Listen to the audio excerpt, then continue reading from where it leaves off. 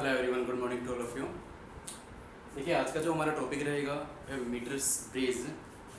Previous lecture में हमने Wheatstone bridge करवाया था, उसके ऊपर इम्पोर्टेंट न्यूमेरिकल्स हमने सोल्व किए थे।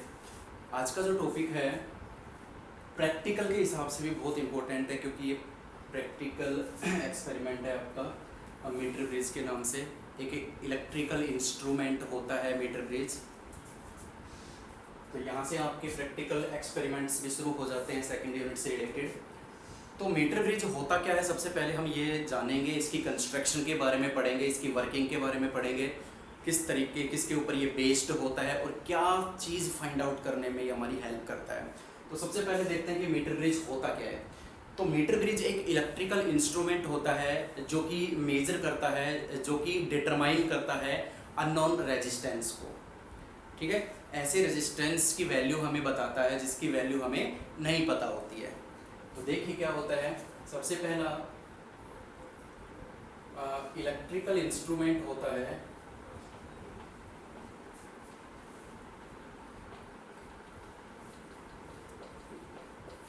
which is used to find unknown resistance। दूसरा कि ये किस लॉ के ऊपर या किस फैक्टर के ऊपर डिपेंड करता है। तो बेस्ड ऑन, या सीधा लिख सकता है it works on Wheatstone bridge. Wheatstone bridge, इसीलिए मीटर ब्रिज को बोला जाता है कि metre bridge is the practical application of the Wheatstone bridge. ये भी कई बुकों में लिखा मिलेगा आपको कि metre bridge is the practical application of Wheatstone bridge, इसीलिए व्हीटस्टोन ब्रिज के ऊपर ये काम करता है।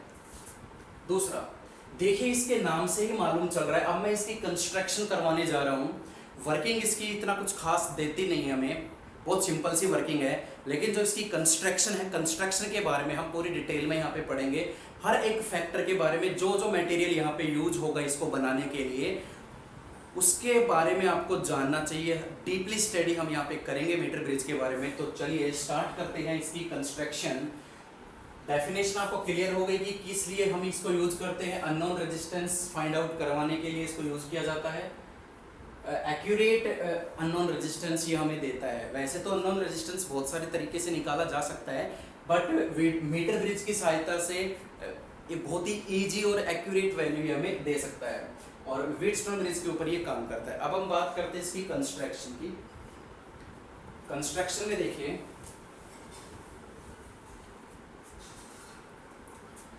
हम कंस्ट्रक्शन में क्या करते हैं कि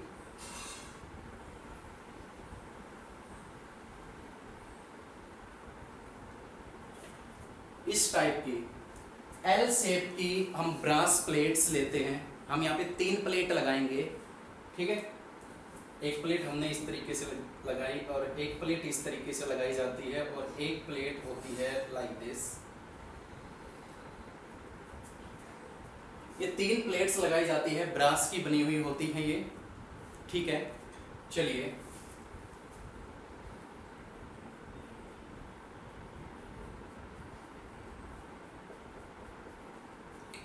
यहाँ एक स्क्रू होता है, यहाँ भी एक स्क्रू होता है, और यहाँ एक वायर कनेक्ट की जाती है।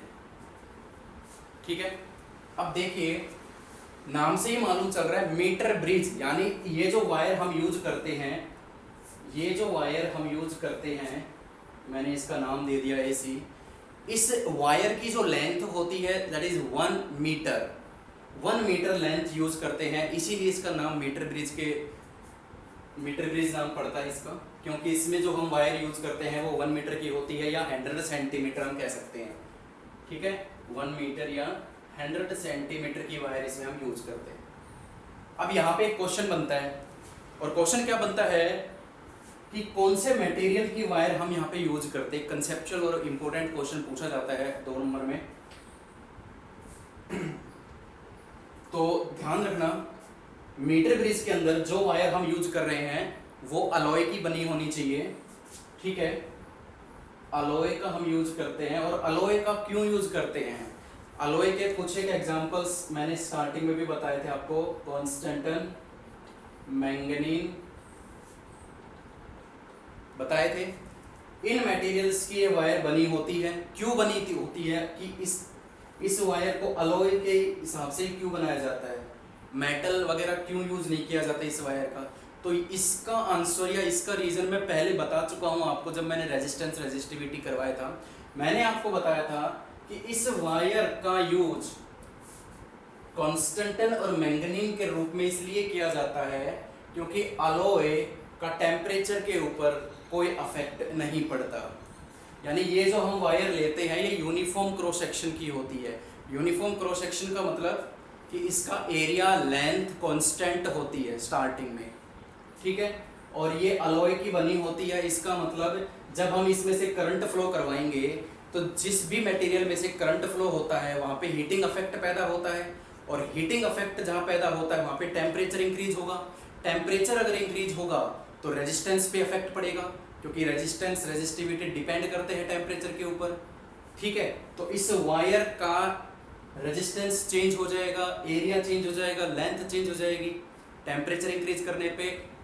मगर अगर अलॉय की ये बनी हुई है ना तो हीटिंग इफेक्ट का अलॉय के ऊपर नेग्लिजिबल इफेक्ट पड़ता है। ये आपको पता है, मैं पहले डिस्कस करवा चुका हूं कि अलॉय मटेरियल एक ऐसा मटेरियल माना जाता है जिसका टेम्परेचर के ऊपर इसका रेजिस्टेंस ना के बराबर चेंज होता है, और जब हीटिंग इफेक्ट इसमें से पैदा होगा तो इसका रेजिस्टेंस चेंज नहीं होगा। रेजिस्टेंस चेंज नहीं होगा तो एरिया और लेंथ पे इफेक्ट नहीं पड़ेगा, रीडिंग हमें एक्यूरेट मिलेगी।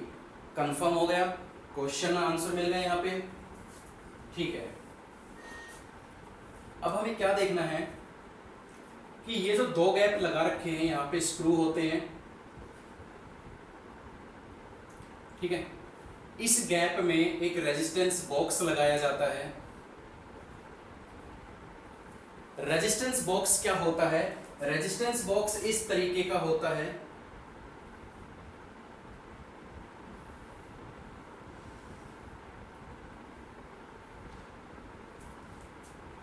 यहाँ पे बहुत सारी कीज होती हैं, 1 से लेके इनफाइनाइट तक यहाँ पे कीज लगी होती हैं, स्विच वगैरह, ठीक है। और उन पर वैल्यूज लिखी होती है, 1 ओम, 2 ओम, 5 ओम, 7 ओम, इस तरीके से वैल्यूज लिखी होती हैं। तो उस तरीके से ये लैब के अंदर आप देखोगे कि एक रेजिस्टेंस बॉक्स क्या होता है। रेजिस्टेंस बॉक्स एक ऐसा डिवाइस होता है जिसका रेजिस्टेंस हमें मालूम होता है, हमें निकालने की जरूरत नहीं होती। मान लीजिए मैंने इस गैप में रेजिस्टेंस बॉक्स लगा दिया और इसमें से 5 ओम की प्लग निकाल ली, प्लग आउट कर ली, इसका मतलब इस गैप में हमने कितना रेजिस्टेंस दे दिया, 5 ओम। तो वो वैल्यू हमें मालूम होगी एक रेजिस्टेंस बॉक्स की सहायता से। ये जो गैप आपको नजर आ रहा है, इस गैप में एक अननोन रेजिस्टेंस हम लगा देंगे। इस रेजिस्टेंस बॉक्स का रेजिस्टेंस मैं P नाम देता हूं, इसका मैं Q नाम देता हूं, ठीक है। Got it? ये रेजिस्टेंस बॉक्स हो गया आपका, दोनों गैप कवर हो गए। चलिए, इतना काम करने के बाद देखिए, मैंने आपको पहले ही बताया था कि मीटर ब्रिज जो होता है वो व्हीटस्टोन ब्रिज के ऊपर वर्क करता है। तो एक व्हीटस्टोन ब्रिज भी मैं बना देता हूँ, उसी के साथ साथ मैं इसको कंपेयर करवाता जाऊंगा, तो बहुत इजी समझ में आ जाएगा आपको।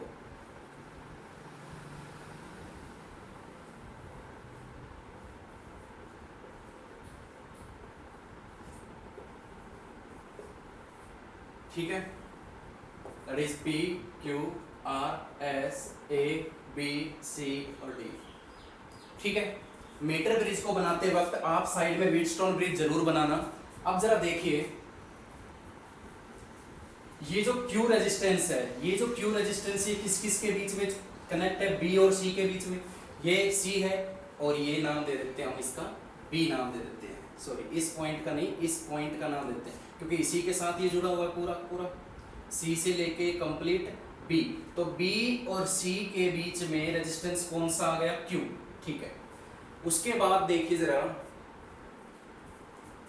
कि P रेजिस्टेंस किस किस के बीच में कनेक्ट है? A और B के बीच में। तो ये तो B हो गया, और ये कनेक्ट हो रहा है किसके साथ? A के साथ। तो दोनों क्लियर हो गए, ये दोनों रेजिस्टेंस क्लियर हो गए आपको। अब जो B पॉइंट है, ये जो B पॉइंट कनेक्ट करते हैं एक गैल्वेनोमीटर को। B पॉइंट से एक गैल्वेनोमीटर यहाँ पे कनेक्ट होता है, मैं यहीं पे कनेक्ट कर देता हूँ, चलो। एक गैल्वेनोमीटर कनेक्ट होता है और गैल्वेनोमीटर कनेक्ट होता होता एक वायर की सहायता से यहाँ पे आके यहाँ पे एडजस्ट हो जाता है। अभी मैं डिटेल में बताऊंगा। इस पॉइंट का मैंने नाम दे दिया जे, ये जॉकी कहलाती है, और इस पॉइंट का नाम दे देता हूँ डी नाम। जे तो जॉकी के लिए आया है, ठीक है, चलो डी नाम ही दे देता हूँ।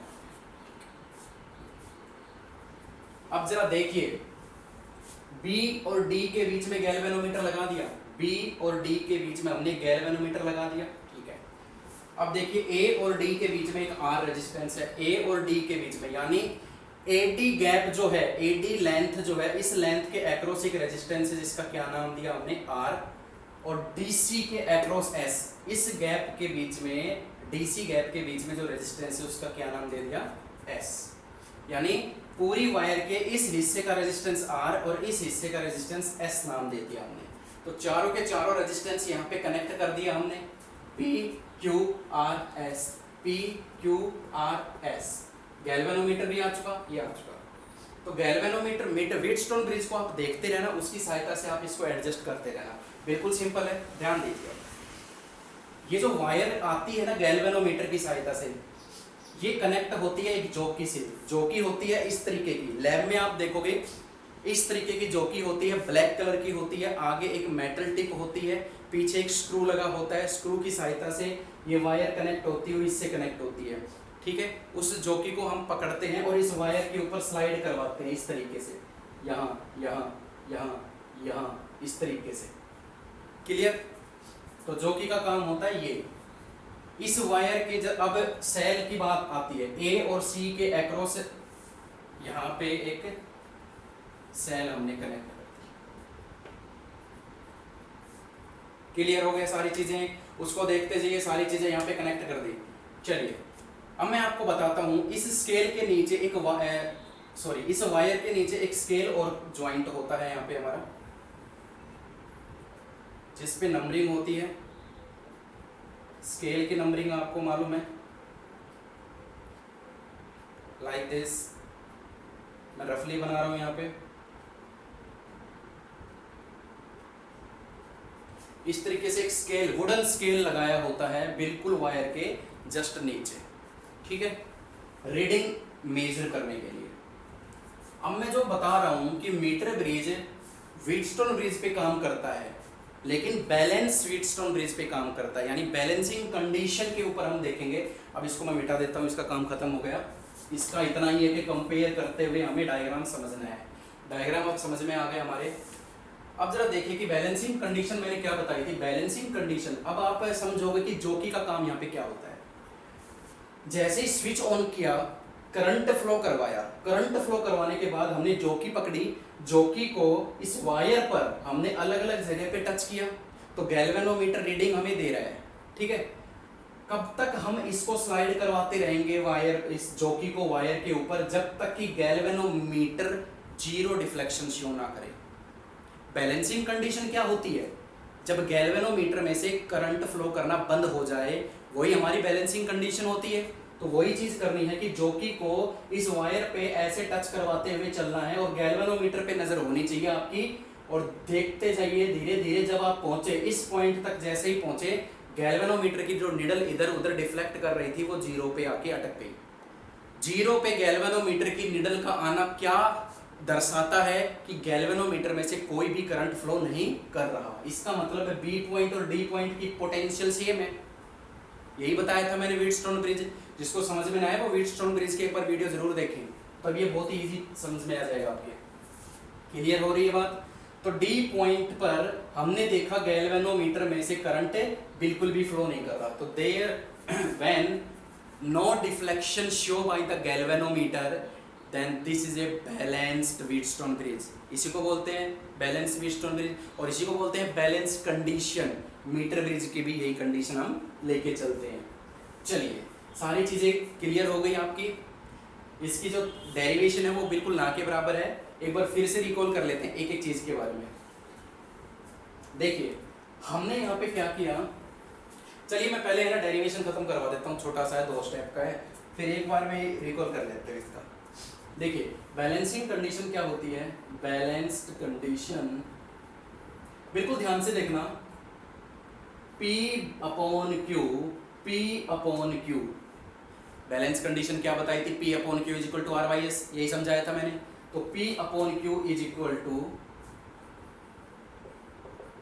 Resistance of AD upon resistance of DC।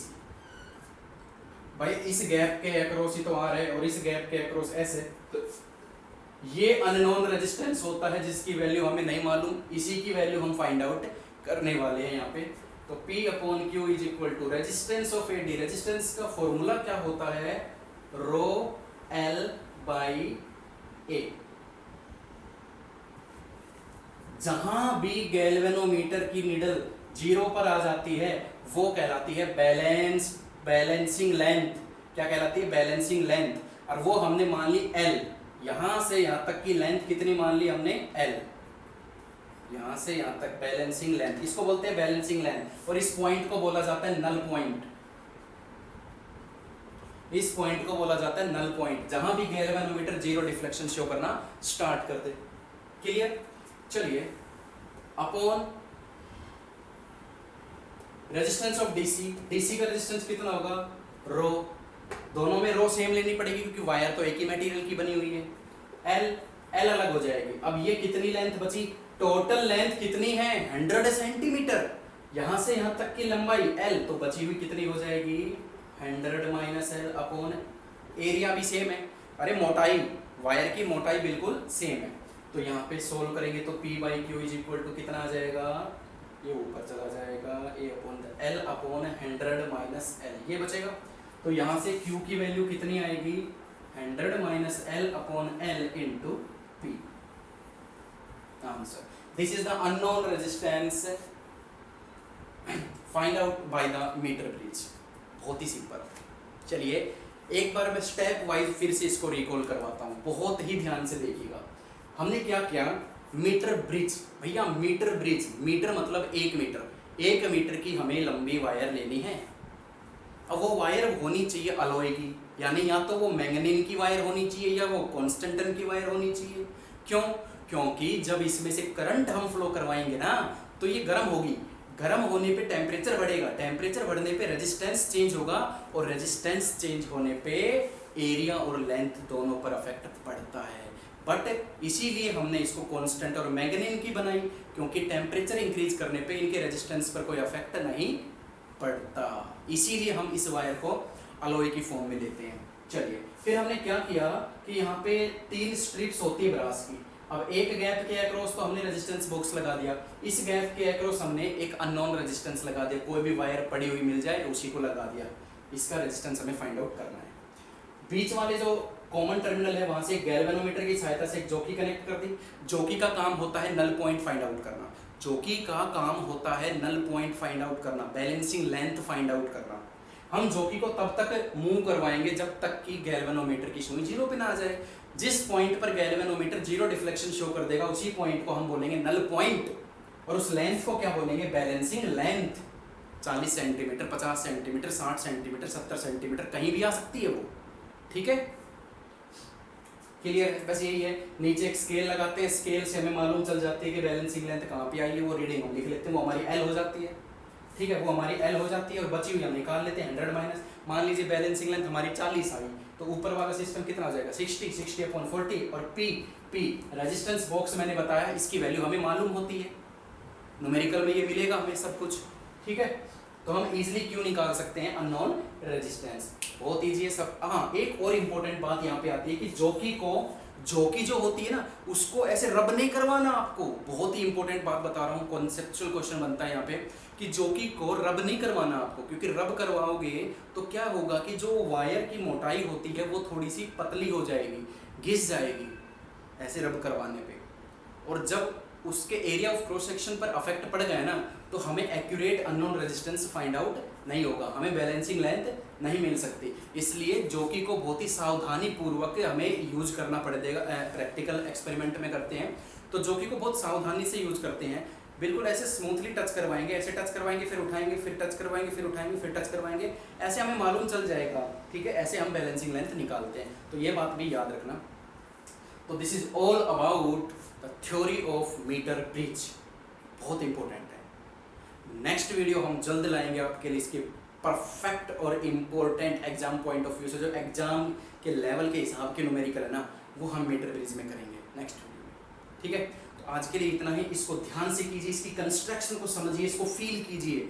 ठीक है, इसको फील कीजिए कि किस तरीके से ये होता है। एक वायर बंधी होती है दोनों ब्रांच के बीच में, दोनों ये 3 जो प्लेट हैं इसके बीच में एक वायर बंधी होती है। ठीक है, और उस हिसाब से हमने पूरा का पूरा कंस्ट्रक्शन समझा है। डेरिवेशन इतना कुछ खास है नहीं। ठीक है, तो इसकी प्रैक्टिस कीजिए, पढ़ते रहिए, खुश रहिए, घर में रहिए, सेफ रहिए। सो आज के लिए इतना ही। Thank you so much.